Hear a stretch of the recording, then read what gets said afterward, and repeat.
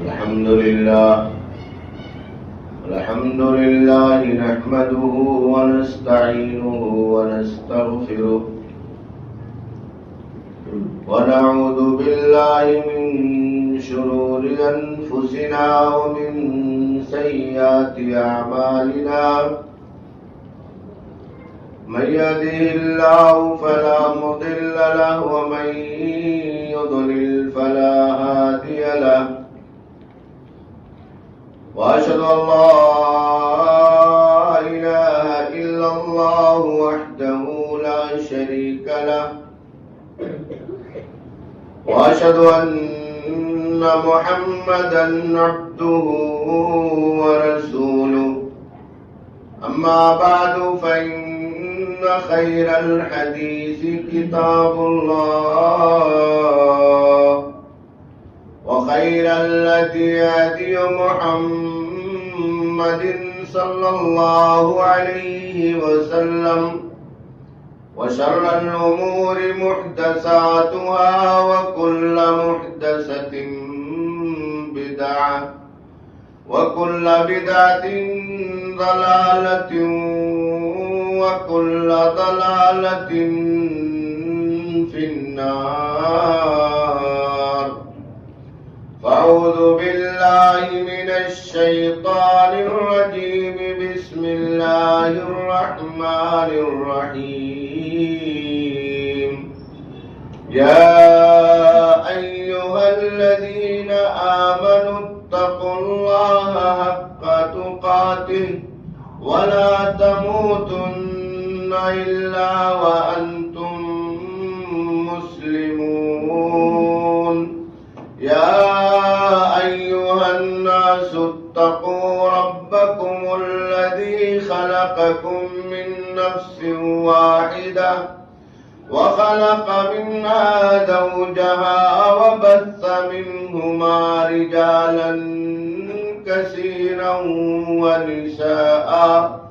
واتقوا الله الذي تساءلون به والأرحام إن الله كان عليكم رقيبا يا أيها الذين آمنوا اتقوا الله وقولوا قولا سديدا يصلح لكم أعمالكم ويغفر لكم ذنوبكم ومن يطع الله ورسوله فقد فاز فوزا عظيما وقال تعالى في مقام آخر أعوذ بالله من الشيطان الرجيم بسم الله الرحمن الرحيم وسارعوا إلى مغفرة من ربكم وجنة عرضها السماوات والأرض أعدت للمتقين अल्लाह रब्बुल जलाल इसने हमें और आपको इस कायनात में ईमान और यकीन की दौलत से मालामाल फरमाया है और दुनिया की बेशबहा नेमतें हमें और आपको अता की हैं। ये अल्लाह रब्बुल आलमीन का हम सब पर उसका बहुत ही बड़ा फजल और एहसान है, जिसके बदले में हम और आप अल्लाह रब्बुल आलमीन की जितनी भी बुजुर्गी, बड़ाई, किबरियाई, तस्बीह व तहलील बयान करें, वो अल्लाह रब्बुल आलमीन की इन तमाम नेमतों के मुकाबले में बहुत ही कम है। अल्लाह रब्बुल आलमीन की बेशुमार हम्द व सना के बाद इस कायनात में भेजे गए तमाम अंबियाए किराम सैयदना आदम अलैहिस्सलातु वस्सलाम से लेकर कायनात के तमाम नबियों और पैगंबरों पर बिलखुसूस खातमुन नबिय्यीन इमामुल अंबिया सैयदुल मुरसलीन रहमतुल लिल आलमीन मोहम्मद अरबी जनाब मोहम्मद रसूलुल्लाह सल्लल्लाहु अलैहि वसल्लम पर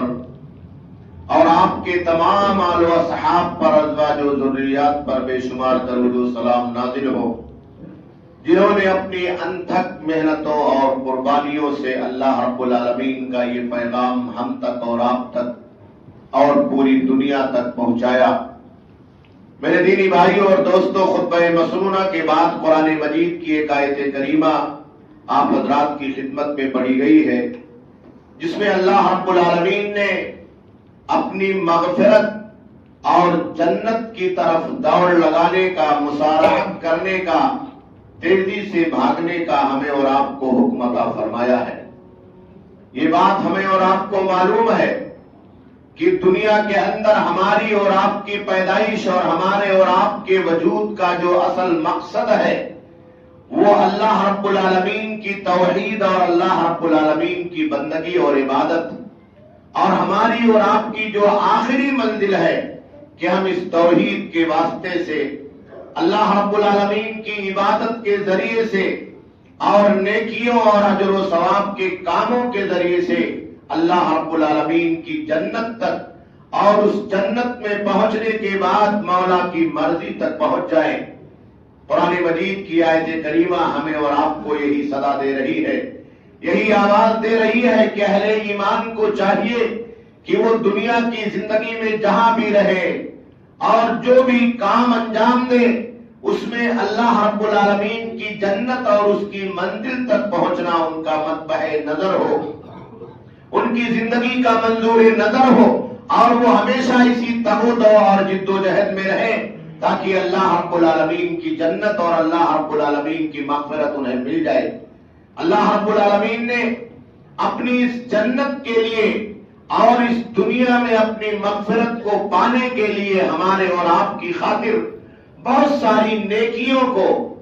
نیکیوں کی جگہوں کو اور اسی طریقے سے نیکیوں کے مخصوص اوقات اور اس کے مواسم کو ہمارے اور آپ کے لیے تیار کر رکھا۔ اللہ رب العالمین کے فضل و توفیق سے اسی ہفتے میں رمضان المبارک کا بابرکت اور مقدس مہینہ ہمارے اور آپ کے اوپر سایہ فگن ہونے والا ہے، جو اللہ رب العالمین کی مغفرت کا اور اللہ رب العالمین کی جنت کو پانے کا ایک ایسا عظیم الشان موقع ہے جسے اللہ رب العالمین نے دنیا کے اندر ہمیں اور آپ کو عطا کیا۔ یہ تو ہماری اور آپ کی زندگی کا ایک ایک لمحہ جنت کو پانے کے لیے وقف ہونا چاہیے، جنت میں جانے کے لیے ہماری اور آپ کی زندگی کے اندر تگودو ہونی چاہیے، جد و جہد ہونی چاہیے۔ خاص طور پر رمضان المبارک کے اس مقدس میں اور اس کی آمد کے موقع پر ہمیں اور آپ کو اس کے لیے تیار رہنا چاہیے۔ وہ جنت جس کو اللہ رب العالمین نے سجایا ہے اور سنوارا، اور برسوں سے، ہزاروں سال سے اہل ایمان کی ضیافت کے لیے، ہماری اور آپ کی مہمان نوازی کے لیے اللہ رب العالمین نے اسے تیار کر رکھا۔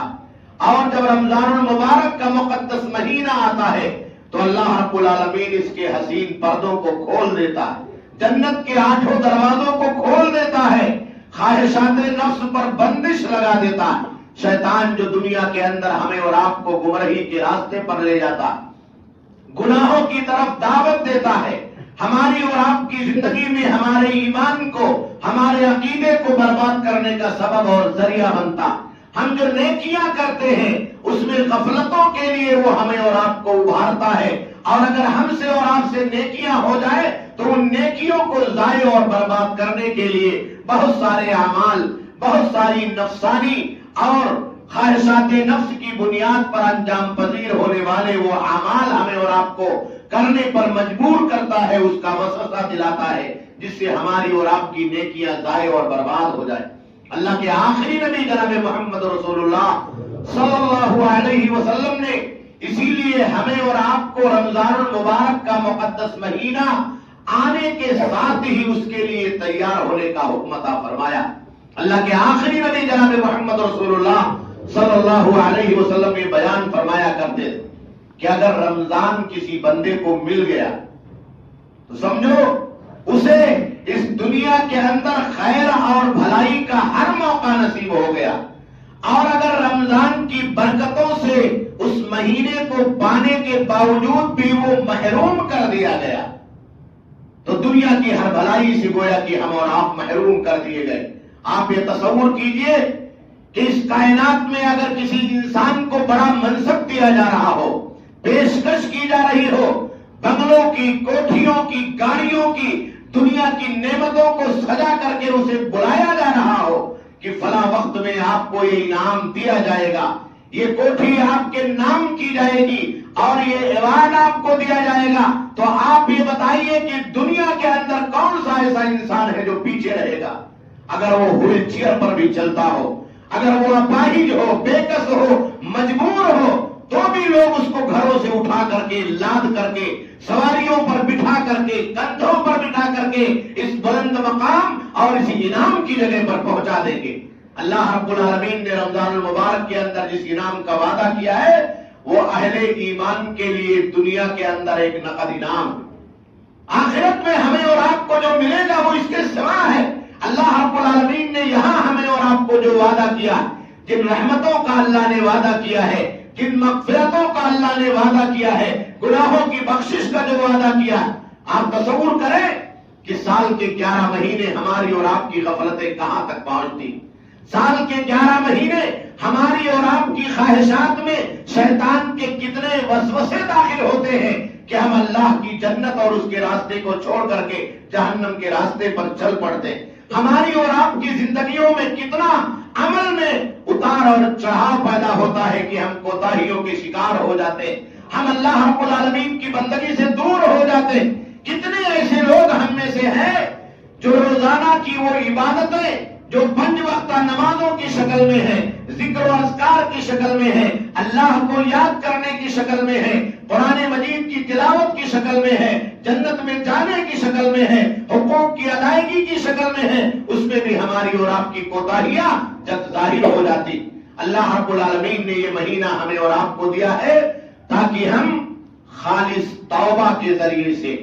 خالص انابت اللہ کے ذریعے سے، خالص اللہ رب العالمین کی بارگاہ میں اپنے گناہوں کو پیش کر کے اپنے رب کو راضی کر لے۔ قرآن مجید کی آیت کریمہ میں اسی لیے اللہ رب العالمین نے جنت سے پہلے مغفرت کا تذکرہ فرمایا، وَسَارِعُوا إِلَىٰ مَغْفِرَةٍ مِّن رَبِّكُمْ، کہا اپنے رب کی مغفرت کی طرف دوڑ کر کے جاؤ۔ اگر کہیں بخشش کا پروانہ مل رہا ہو، کہیں گناہوں کی کوتاہی کے لیے عام معافی کا اعلان ہو رہا ہو، آپ یہ تصور کیجئے کہ دنیا کے اندر کوئی آدمی ایسا ہے جو بہت بڑا کرمنل ہے، بہت بڑا کرمنل ہے، اس کے اوپر گناہوں کا ایک بوجھ ہے، جرائم کا ایک بوجھ ہے، قید اور بند کی صعوبتوں میں اسے سلاخوں کے پیچھے ڈال دیا گیا ہے، برسوں وہ پڑا ہوا ہے، کورٹ کے فیصلے ہیں کہ اس کو سزا دی جائے، کورٹ کے فیصلے ہیں کہ اس کو بند رکھا جائے، اور اچانک اعلان ہوتا ہے کہ اگلے دن اس آدمی کو رہائی ملنے والی، چھٹی ملنے والی ہے، اس کو چھوڑ دیا جائے گا، اس کے گناہوں کی معافی کر دی جائے گی، کورٹ سے اس کے بری ہونے کا آرڈر آ جاتا ہے۔ تو آپ تصور کیجئے اس انسان کو، اس کے گھر والوں کو، اس کے دوستوں کو کتنی خوشی حاصل ہوگی، اس جیل کے گیٹ پر کتنا ہجوم ہوگا جہاں آدمی 10 سال 5 سال قید اور بند کی صعوبتیں کاٹتا ہو اور اسے وہاں سے رہائی ملنے والی، اسے وہاں سے چھٹکارا ملنے والا ہو، اسے وہاں سے معافی ملنے والی ہو، اور ان بندشوں سے آزاد ہو کر کے اپنے دوستوں میں، اپنے احباب میں اللہ رب العالمین کی نعمتوں کو پانے کے لیے اور دنیا کے سامان عیش کو پانے کے لیے اسے چھوڑا جا رہا۔ اللہ کی نعمت کتنی بڑی، اللہ کی جنت کتنی بڑی ہے۔ اگر مغفرت کا باری تعالیٰ اعلان کر رہا ہے تو گویا کہ یہ ایک مومن بندے کے لیے دنیا کے اندر سب سے بڑا انعام، ہمارے اور آپ کے لیے سب سے بڑا انعام ہے، اور ہمارے اور آپ کے لیے اللہ رب العالمین کی طرف سے سب سے بڑی دعوت ہے کہ ہم اپنے آپ کو اللہ کی نعمتوں کے لیے تیار کر لیں اور آمادہ کر لیں۔ میرے دینی بھائی اور دوستو، اللہ کے آخری نبی جناب محمد رسول اللہ صلی اللہ علیہ وسلم نے اسی لیے ہمیں اور آپ کو خالص توبہ، توبہ نصوح کا حکم عطا فرمایا۔ ایسی توبہ آپ نہ کریں کہ آپ یہ تصور کر لیں کہ اس رمضان میں ہم گناہ کو چھوڑ دیں گے اور پھر آئندہ پھر گناہوں کی طرف ہماری اور آپ کی زندگی چل پڑے گی۔ ایسی توبہ کریں کہ دنیا میں سانس کے آخری لمحے تک جب تک اللہ رب العالمین جینے کا موقع دے گا ہماری اور آپ کی زندگی گناہوں کی طرف نہیں جائے گی. ہم اللہ رب العالمین کی شان میں کوئی گستاخی نہیں کریں گے. اللہ رب العالمین کے لیے اس دنیا کے اندر کسی گناہ اور برائی کے اندر اپنے آپ کو ملوث نہیں کریں گے. اور شیطان جو ہماری اور آپ کی زندگی کی راہوں پر گھات لگا کر کے بیٹھا ہوا ہے اس کے وسوسے سے اور اس کی سازشوں سے اور اس کی چالوں سے اپنے آپ کو بچا لیں گے. اور مومن بندہ کتنا کامیاب ہے جو اپنی زندگی کو دنیا کے اندر اپنے سب سے بڑے دشمن ایسا دشمن جو ہماری اور آپ کی نیکیوں کو برباد کرتا, جو ہماری اور آپ کی محنتوں کو حقارت کرتا, جو ہمارے اور آپ کے ایمان کے پیچھے سازشیں کرتا, ہمارے اور آپ کے صحیح عقیدے کے پیچھے سازشیں کرتا. ہمارا وقت کتنا قیمتی ہے اور یہ زندگی ہمارے اور آپ کے لیے کتنی قیمتی ہے, ہمارے بچے اس دنیا کے اندر کتنے قیمتی ہیں. لیکن یہ شیطان ہمیں اور آپ کو دنیا کی زندگی کے اندر صحیح راہوں سے بھٹکا کر کے ہماری اور آپ کی زندگی میں ہمیں اور آپ کو غلط راہوں پر لگا دیتا. کبھی ایسی غلط راہوں پر لگا دیتا ہے کہ ہماری اور آپ کی زندگی روزیوں کے اعتبار سے بھی تنگ ہو جاتی, بچوں کے لیے بھی اس دنیا کی زندگی کے اندر جینا مشکل ہو جاتا, عجیرن ہو جاتا ہے. اور کبھی ایسی سازش کرتا ہے کہ ایک اچھا بھلا انسان, کھاتا پیتا انسان, اللہ کی نعمتوں کو اپنی زندگی میں پانے والا انسان ایمان سے محروم ہو جاتا, صحیح عقیدے سے محروم ہو جاتا. پیارے نبی جناب محمد رسول اللہ صلی اللہ علیہ وسلم کی صحیح سنت کے راستے کو چھوڑ دیتا. آپ تصور کریں کہ رمضان المبارک کا مقدس مہینہ آ گیا ہے اور ہم اللہ کی توحید سے دور. ہماری زندگی میں توحید کی کیا قیمت ہے, کیا حیثیت ہے, ایک مومن کو اس توحید کو کیسے سمجھنا چاہیے. آپ دیکھیے آج ٹی وی ڈیبیٹ میں کس طریقے سے اللہ رب العالمین کے نعوذ باللہ وجود کا انکار کیا جائے. لوگ یہ سمجھتے ہیں کہ اللہ موجود نہیں. وہ انسان جو دنیا کی زندگی کے اندر اپنے آپ کو غیروں کی بھکتی کے لیے اس کائنات میں لگاتا ہے وہ اللہ رب العالمین کے وجود کا انکار کرتا, وہ اللہ رب العالمین کو ماننے سے انکار کر رہا. حالانکہ آپ تصور کیجئے تو ہمارے پیر کے انگوٹھے سے لے کر کے بال کے سر کے بال تک ہمارے بدن کا ایک ایک حصہ بلکہ اس کائنات کا ایک ایک ذرہ اللہ رب العالمین کے وجود کی گواہی دیتا. ایک سچا انسان اگر اپنے ہاتھ کی انگلیوں کو اپنے دل کی دھڑکنوں پر رکھ کر کے محسوس کرے تو یہ دھڑکنیں ہمیں اور آپ کو بتاتی ہیں کہ اس کائنات کا ہماری دھڑکنوں کے نظام کو چلانے والا کوئی رب ہے, کوئی طاقت ہے, کوئی پاور ہے جو اکیلے اس نظام کو رکھتی ہے. صبح اس کائنات کے اندر سورج طلوع ہوتا, ہزاروں برس سے طلوع ہو رہا ہے, اس کا ایک نظام ہے, اس کا ایک وقت ہے, اس کا ایک ٹائم ہے, اس کی ایک کیفیت ہے. اور وہ اللہ رب العالمین کے حکموں سے نکل کر کے پچھم میں جا کر کے روزانہ غروب ہو جاتا ہے. اللہ کے نبی جناب محمد رسول اللہ صلی اللہ علیہ وسلم نے حضرات صحابہ کرام سے پوچھا کہ یہ بتاؤ تمہیں معلوم ہے کہ سورج ڈوبنے کے بعد کیا کرتا ہے؟ سورج ڈوبنے کے بعد کیا کرتا ہے؟ یہ بے جان مخلوق جو دنیا کے اندر اللہ رب العالمین نے پیدا کیا ہے, زمین کی شکل میں, آسمان کی شکل میں, پہاڑوں کی شکل میں, شجر و حجر کی شکل میں, سمندر بحر و بر اور خشک و تر کی شکل میں, یہ ساری مخلوقات اللہ رب العالمین کے وجود کی گواہی دیتی. پیارے نبی صلی اللہ علیہ وسلم نے بیان فرمایا کہ اتنا بڑا سورج, پوری کائنات کو اجالا دینے والا, پوری کائنات کو پاور دینے والا, پوری کائنات کو روشنی دینے والا, یہ شام کو جب غروب ہوتا ہے تو اگلے دن نکلنے کے لیے, طلوع ہونے کے لیے اللہ رب العالمین کے عرش کے نیچے جا کر کے سجدہ ریز ہو جاتا, جھک جاتا. اسے معلوم ہے کہ نکلنے کا آرڈر دینے والا اللہ رب العالمین ہے اور ڈوبنے کا آرڈر دینے والا اللہ رب العالمین ہے. اور دوبارہ دوسرے دن اگر اس کائنات کے اندر دنیا کے لوگوں پر سورج کی کرنیں اور روشنی کو بکھیرنا تو بھی اللہ کے حکم سے بکھیرنا. سورج ہر رات جا کر کے عرش الہی کے نیچے سجدہ ریز ہوتا. اور روزانہ نکلنے کے لیے، طلوع ہونے کے لیے اللہ سے اجازت مانگتا ہے۔ پیارے نبی صلی اللہ علیہ وسلم نے بیان فرمایا یہ دنیا ایسی چل رہی ہے کوئی اللہ کے علاوہ پاور اور طاقت، یہی توحید کی طاقت ہے، ایمان کی طاقت ہے کہ وہ دنیا کے اس نظام کو چینج کر دے۔ دنیا کے اندر سینکڑوں نہیں ہزاروں سائنسدان، ٹیکنالوجی بنانے والے، آلات بنانے والے، دنیا میں پاور کا دعویٰ کرنے والے لوگ موجود ہیں، سب مل جائیں اور ایک دن کے لیے اس سورج کو پورب کے بجائے پچھم سے نکال دیں، کوئی پاور ہے؟ نہیں ہے۔ یہی اس بات کی دلیل ہے، اس کا ثبوت ہے کہ اللہ رب العالمین کا وجود ہے۔ سورج گواہی دے رہا ہے کہ اللہ موجود ہے، چاند گواہی دے رہا ہے اللہ موجود ہے، یہ دھرتی گواہی دے رہی ہے کہ اللہ کا وجود ہے۔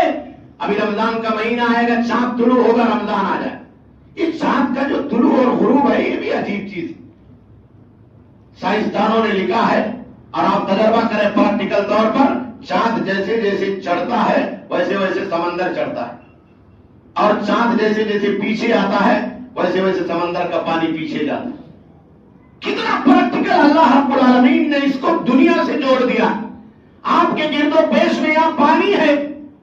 بہت ساری ایسی جگہیں، آپ راجستھان چلے جائیے، لوگ پانی کی بوند کے لیے، قطرے کے لیے ترس رہے۔ اللہ رب العالمین نے کائنات کا جو نظام بنایا، اللہ رب العالمین نے اس کائنات کے لیے ہمیں اور آپ کو دنیا کے اندر جو مخلوقات عطا کی ہے وہ ساری کی ساری اس بات کی گواہ ہے کہ اللہ رب العالمین کا وجود ہے اس کائنات کو چلانے والا۔ تو میرے دینی بھائی اور دوستو، رمضان المبارک کا مقدس مہینہ ہے تو سب سے پہلے ہمارا ایمان صحیح ہونا چاہیے، ہماری توحید صاف ہونی چاہیے، ہمارا عقیدہ کلیئر ہونا چاہیے، اور ہم اور آپ اللہ رب العالمین کے تعلق سے اتنے کلیئر ہو جائے، اتنے صاف ہو جائے کہ دنیا کی زندگی ہماری اور آپ کی، ہمارے اعمال پاکیزہ ہو جائے۔ اسی لیے کہا جاتا ہے کہ آدمی کو نیکی کرنے سے پہلے اپنی نیتوں کو پاک بنانا چاہیے، خالص بنانا چاہیے۔ نیت کے خالص بنانے کا مطلب کیا ہے؟ کہ آپ کے دل میں کسی نیک عمل کو انجام دینے کے وقت یہ عقیدہ اور تصور نہ ہو کہ اللہ کے علاوہ بھی کوئی دیکھ رہا ہے۔ ہمارے اور آپ کے عملوں کا جو مرکز ہے، جو نقطہ ہے، جو مرکزی پوائنٹ ہے، وہ اللہ کی ذات ہے۔ ہم جب سجدہ کرتے ہیں تو ہماری توجہ ہوتی ہے کہ اللہ کے لیے سجدہ کر رہے ہیں۔ ہم جب قرآن پڑھتے ہیں تو ہماری توجہ ہوتی ہے کہ اللہ کے لیے قرآن پڑھ رہے ہیں۔ ہم مسجد میں آتے ہیں تو ہماری توجہ ہوتی اور ہونی چاہیے کہ اللہ کے لیے آ رہے ہیں۔ یہی عبادت ہے، اور یہی عبادت کے اندر اخلاص ہے۔ اور آپ نے عبادت شروع کر دی، یہ نیت کر لی کہ اللہ کے علاوہ کوئی نہیں دیکھ رہا ہے، ہماری توجہ اللہ کی طرف ہو گئی، تو یہ بھی نیت ہونی چاہیے کہ ہم نے عبادت کر لی ہے، اور ہم جو بھی عبادت کر رہے ہیں اس کا بدلہ اللہ کے علاوہ کوئی دینے والا نہیں۔ ہمیں دنیا میں بدلہ نہیں چاہیے، ہمیں آخرت میں بدلہ چاہیے، ہمیں جنت میں بدلہ چاہیے، اور اس جنت کے اندر بدلہ چاہیے جس جنت کو اللہ رب العالمین نے اہل ایمان کے لیے سجایا۔ وہ جنت جس کی کنکریوں کو، جس کے فرش کو اللہ رب العالمین نے موتیوں سے، ہیروں سے، اس کی دیواروں کو اللہ رب العالمین نے سونے اور چاندی کے اینٹوں سے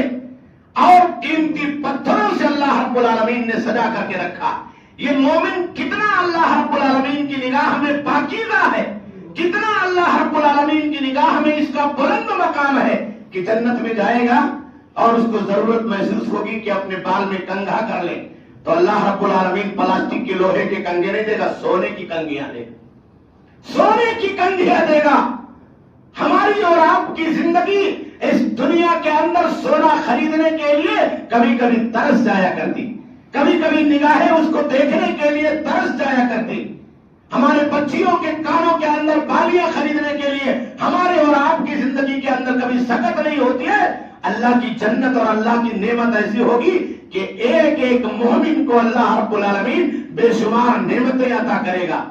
جو کھانے کے لیے کانٹے ہوں گے، جو کھانے کے لیے چمچ ہوں گے، جو کھانے کے لیے پلیٹیں ہوں گی، وہ ساری اللہ رب العالمین سجا کر کے سونے اور چاندیوں سے ہمارے اور آپ کے سامنے پیش کر دے۔ بتاؤ اس سے بڑا انعام کوئی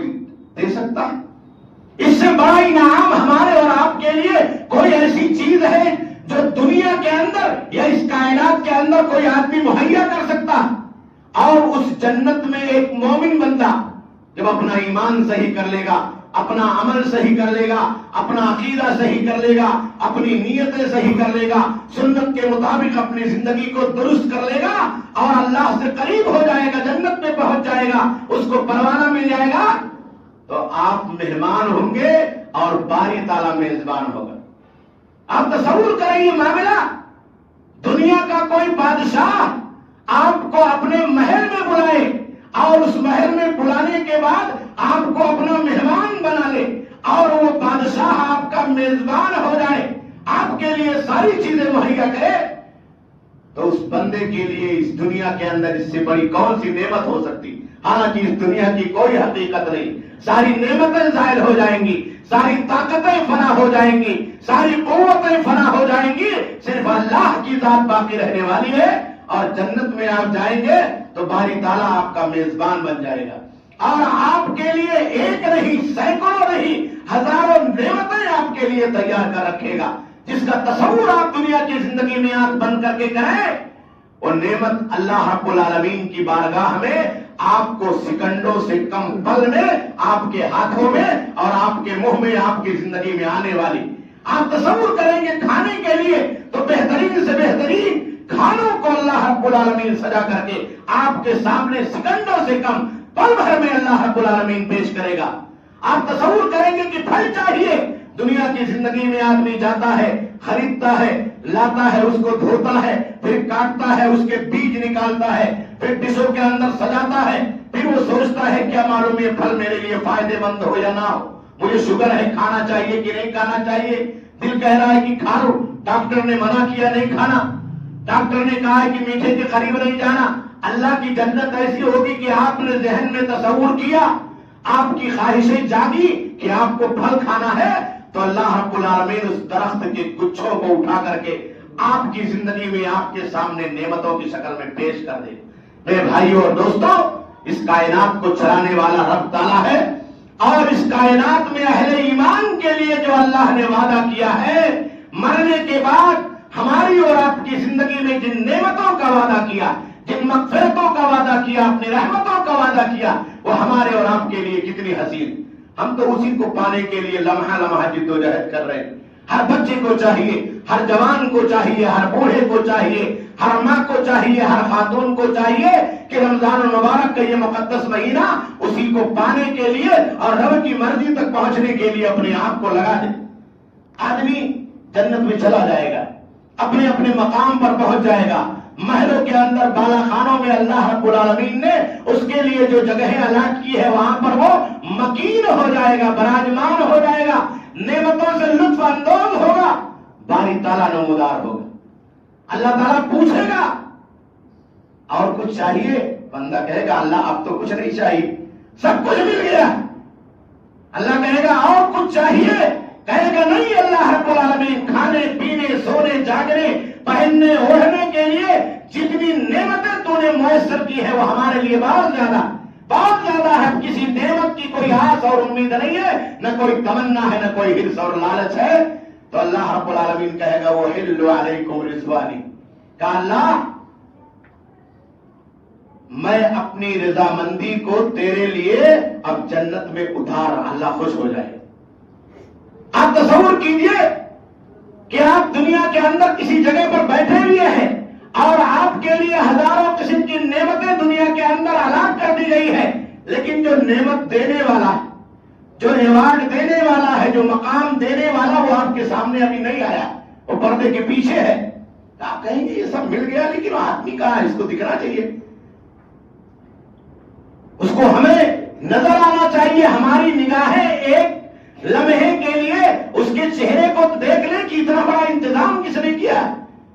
اتنا بڑا ہمارے اور آپ کے لیے دنیا کے اندر مقام کس نے تیار کیا ہے۔ تو اللہ رب العالمین جنت کے اندر نمودار ہوگا، اللہ کا دیدار اہل ایمان کو حاصل ہوگا اور اللہ کا اعلان ہوگا کہ اے جنتیوں جاؤ، اب تمہارے لیے میری رضامندی اس جنت کے اندر اتاری جا رہی ہے اور موت کو لایا جائے گا اور ذبح کر دیا جائے گا۔ اللہ اعلان کر دے گا کہ خلود ولا موت، اب اسی جنت میں اور جنت کی نعمتوں میں، جنت کے بالا خانوں میں، اللہ کی مرضی کے بیچ میں اللہ کے انعامات کو لیتے ہوئے ہمیشہ ہمیشہ رہو، اور یہ یقین کر لو کہ اب موت نہیں آنے والی، نہ تم فنا ہونے والے ہو، نہ جنت کی نعمتیں گھٹنے والی ہے، نہ اللہ کا انعام کم ہونے والا، اور نہ اللہ کی بخشائش کم ہونے والی ہے۔ اسی نعمت میں ہمیشہ ہمیشہ کے لیے رہو۔ دنیا کی زندگی میں تو آدمی کو خطرہ لگا رہتا ہے کہ آج ملا پتہ نہیں کل ملے گا کہ نہیں ملے گا، لیکن جنت میں یہ خطرہ ہماری اور آپ کی زندگی میں نہیں ہوگا۔ اللہ رب العالمین اس خطرے کے لیے بھی اعلان فرما دے گا۔ تو میرے دینی بھائی اور دوستو، قرآن مجید کی آیت کریمہ ہمیں اور آپ کو بتا رہی ہے کہ اللہ کی مغفرت اور اللہ کی جنت کی طرف ایک مومن بندے کو صرف چلنا نہیں ہے، دوڑنا۔ وہ سارے ہو یا جلدی بھاگو، جلدی بھاگو، جہاں نعمتیں مل رہی ہو، جہاں رحمتیں نچھاور ہو رہی ہو، جہاں مغفرتوں کا اعلان ہو رہا ہو، بخشائش کا اعلان ہو رہا ہو، روزیوں کا اعلان ہو رہا ہو، جنت کے 8 دروازوں کو کھولنے کا اعلان ہو رہا ہو، جہنم کو قید اور بند کرنے کا اعلان ہو رہا ہو، اس کی طرف جلدی بھاگو، جلدی دوڑو۔ میرے دینی بھائی اور دوستو، ہماری زندگی بہت قیمتی، ہر لمحہ ہمارے اور آپ کے لیے قیمتی۔ پچھلے ہماری اور آپ کی زندگی میں ہم سے کتنی غفلتیں ہوئی ہیں، آئندہ یہ غفلتیں نہ ہو، آئندہ ہم اور آپ ان کوتاہیوں کے نہ شکار ہو، اور اپنے آپ کو پریپیئر کر کے، تیار کر کے اللہ رب العالمین کی جنت اور مغفرت پانے کے لیے ہمیشہ آمادہ کر۔ مومن تو اس دنیا کا سپاہی ہے، وہ فوجی کی طرح سے اللہ رب العالمین کی طرف بھاگنے کے لیے الرٹ رہتا ہے۔ وہ اللہ کی سرحدوں کا نگہبان ہے۔ اللہ نے جو لکیر کھینچی ہے کہ اس سے آگے نہیں جانا، اللہ نے جو لکیر کھینچی ہے کہ اس سے آگے حرام ہے، اس میں نہیں داخل ہونا، اللہ نے جو لکیر کھینچی ہے کہ اس کے آگے گناہ ہے، شیطان ہے، وہاں نہیں جانا ہے، تو مومن پہرے داری کے ساتھ، پوری ذمہ داری کے ساتھ اللہ کی سرحدوں پر کھڑا رہتا، اللہ کی سرحدوں پر کھڑا رہتا۔ آپ دیکھیے 11 مہینے کھانا ہمارے لیے حلال، پانی ہمارے لیے حلال، ہمارے اور آپ کے لیے زندگی کے اور کام حلال۔ جیسے رمضان کا چاند طلوع ہوگا، اللہ رب العالمین ان سرحدوں کے اندر تھوڑی سی تبدیلی پیدا کر دے گا۔ کہا اب کل صبح سحری کے وقت سے لے کر کے غروب آفتاب تک پابندی لگائی جائے، نہیں کھانا، نہیں پانی پینا ہے۔ دنیا کے اندر فوجیں کیسی رہتی ہیں؟ ایسے رہتی ہے، عام حالات میں وہ عام طریقے سے رہتے ہیں، لیکن اگر جنگ کا موسم آ جائے، اگر لڑائی کا موسم آ جائے، مارکے کے اندر وہ دشمن کے سامنے کھڑے ہو جائیں، تو کسی کو کھانا اور پینا دکھائی دیتا ہے؟ نہیں دکھائی دیتا ہے۔ تو اللہ رب العالمین نے ہمیں اور آپ کو الرٹ کیا، تیار کیا ہے کہ کل جو چیز حلال تھی، تم نے حلال کو کھا کر کے اللہ کی اطاعت کی تھی، کل وہ چیز حرام ہونے والی ہے۔ دن کے مرحلے میں، صیام کے مرحلے میں، روزے کے مرحلے میں ہم اسے حرام سمجھ کر کے اللہ کی اطاعت کر لیں گے۔ اگر حلال ہم نے کھایا ہے 11 مہینے تو اللہ کی اطاعت ہے، اور کل اسے ہم اور آپ حرام سمجھ کر کے چھوڑ دیں گے، ترک کر دیں گے، تو یہ بھی اللہ کی اطاعت ہوگی۔ تو مومن کا کھانا کھانا بھی عبادت، مومن کا بھوکے رہنا بھی عبادت، مومن کا پانی پینا بھی عبادت ہے، مومن کا پانی چھوڑ دینا، پیاسے رہنا بھی عبادت ہے۔ اور یہی راستہ قربانیوں کا راستہ ہے جو جنت کی طرف ہمیں اور آپ کو لے جاتا۔ رمضان ہم سے اور آپ سے قربانیوں کا مطالبہ کر رہا ہے، جد و جہد کا مطالبہ کر رہا ہے۔ خواہشات کو ترک کرنا ہوگا، غفلتوں کو ترک کرنا ہوگا، نفسانیت کو چھوڑنا ہوگا، اپنے غلط ارادوں کو چھوڑنا ہوگا، اور اللہ رب العالمین کی کھینچی ہوئی اس لکیر پر جو سرحد کے طور پر اللہ نے ہمارے اور آپ کے لیے مقرر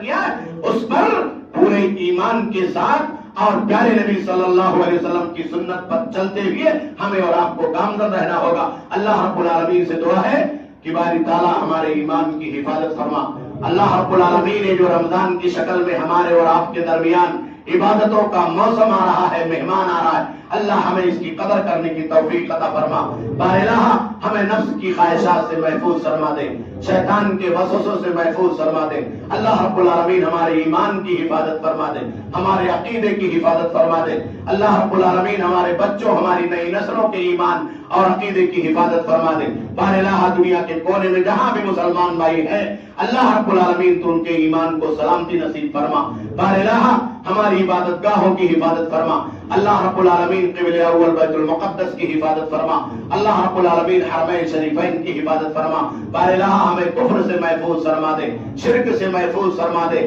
گناہوں سے محفوظ فرما دے، شیطان سے محفوظ فرما دے، نفس امارہ بالسوء سے محفوظ فرما دے۔ اللہ رب العالمین ہم جہاں بھی رہے ایمان پر قائم اور دائم فرما، خاتمہ ہو تو اسی ایمان پر ہو، توحید پر ہو، کلمہ لا الہ الا اللہ محمد رسول اللہ صلی اللہ علیہ وسلم پر ہو۔ ربنا تقبل منا انک انت السمیع العلیم وتب علینا انک انت التواب۔